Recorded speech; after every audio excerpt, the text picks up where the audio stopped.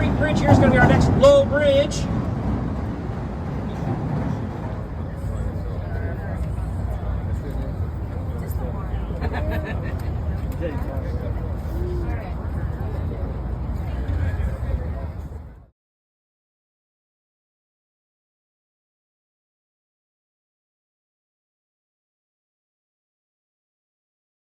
All that stuff is in the river.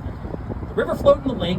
The lake is our drinking water supply. So all that filth is going straight into the drinking water. Styling was very much on the way out by the mid-1920s. Seen as kind of an architectural step backwards by the time the building was completed, as compared to the more contemporary styles that were submitted in volume in the rest of the context. Now here on the left, we'll see that tan building with the black windows and the big peacock up at the top.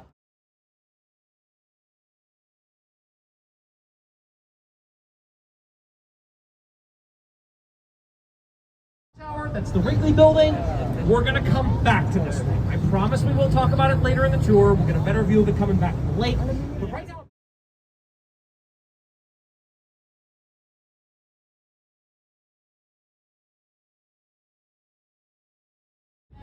but the most notable thing about the structure, and you'll be able to see it once we pass under the bridge a little better, is that the building is asymmetrical. There are more window bays to the east of the clock. Now we have a beautiful view of the skyline behind me here, so we're going to take that first little pause here.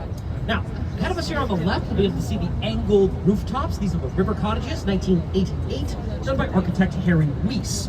Very nautically themed, circular windows emulating portholes, triangular underneath some of those bridges. I am 5'11". Judge for yourself. And you know I'm telling the truth because I don't round up to 6 foot.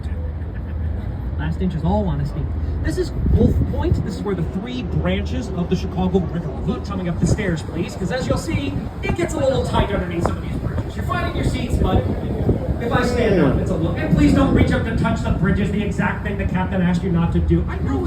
And the outer thirds are made from significantly less dense material. Glass, aluminum, lightweight steel. So think of those like branches, lower part of the structure. It has an extremely tiny footprint because it's wedged between the Chicago River on the east side and active passenger rail lines on the west side. So the footprint could be tower. I do have to call it that at some point. The reason for the name change, though, is that when Sears and Roebuck, the company who financed the building, an early mail-order catalog company, they were going through some, let's call them financial troubles in the early 2000s. So as a way to cut costs, they moved out of the building, and the naming rights reverted, futures, law, futures, etc. It's also where the statue at the top comes from. The statue is a 35-foot aluminum representation of Ceres, the Roman goddess of agriculture. A little bit further south, it's going to look like we missed the dock. Don't worry, it's intentional. Go a little bit further south, turn around, come back, dock over the course of 90 minutes. That does become